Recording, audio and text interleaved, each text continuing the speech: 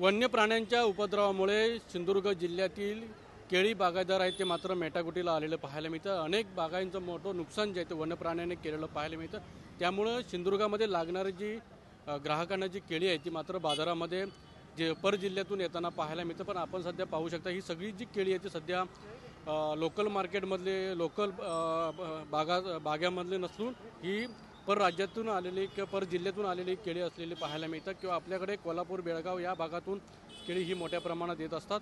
मात्र आपण जर पाहिलं तर सध्या सिंधुदुर्ग जिल्ह्यामध्ये जर वन्यप्राण्यांच्या उपद्रवामुळे सध्या केळीचं जी आवक आहे ते मात्र घटताना पाहायला मिळतं। सध्या तुमच्या केळींचा दर आहे जो केळी कुठून येतात आणि सध्या केळींचा दर काय आहे?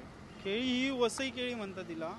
सध्या हिचा दर चालू आहे 60 रुपये 70 रुपये। ही 80 वाली आहे, वेलची पण चालू आहे। ही गोव्यावरनं येते, जरा चालू आहे, जरा महाग चालू आहे, पण घेता येत गिऱ्हाईक। सध्या की केळी तुमच्या कुठून येतं म्हणजे कुठच्या जिल्ह्यातून येतं साधारण?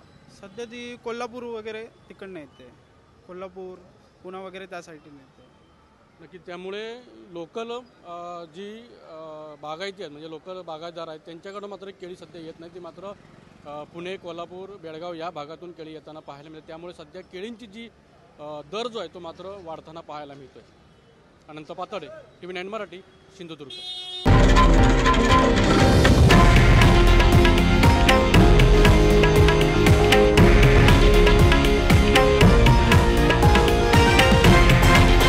हे आहे देशातील नंबर 1 न्यूज नेटवर्क आणि आपण पाहत आहात TV9 मराठी, एकमेव।